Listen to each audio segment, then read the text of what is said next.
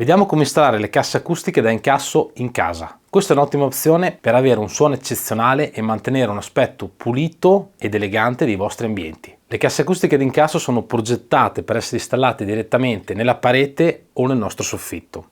Quindi telaio per il cartongesso e casseforma per la muratura. Sono una soluzione ideale per chi vuole un suono in alta qualità senza ingombrare lo spazio. Nella progettazione dovete considerare l'acustica della stanza, il posizionamento di mobili, porte, finestre e molti altri dettagli. Ovviamente col miglior compromesso acustica e funzionalità.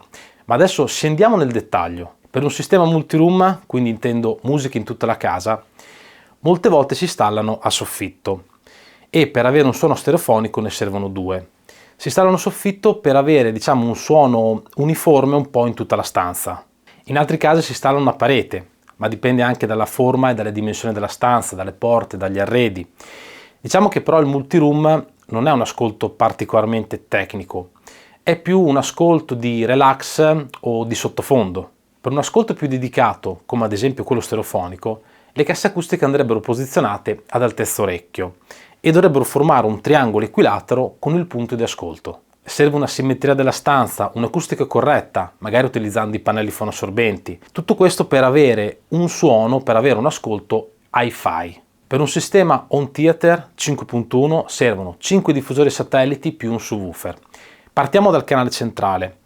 Questo ha un compito fondamentale perché la maggior parte delle informazioni passa proprio attraverso questo diffusore, che di solito viene posizionato sopra o sotto il televisore. Diciamo che nel 99% dei casi è sotto il televisore.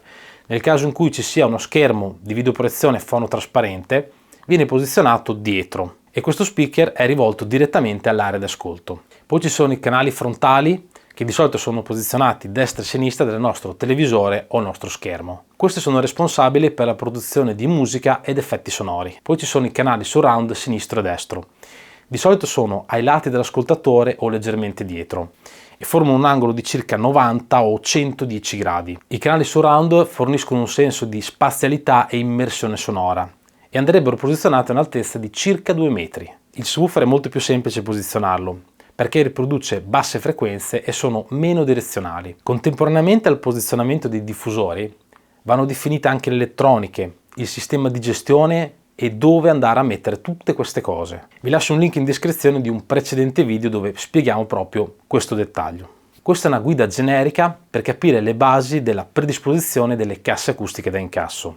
Il mio consiglio è di affidarvi a dei tecnici qualificati per evitare errori e ottenere il miglior risultato. Ricordate che il posizionamento dei diffusori è fondamentale per ottenere un ottimo risultato. Grazie per aver guardato il video, se ti è piaciuto lascia un like e iscriviti al canale. A presto!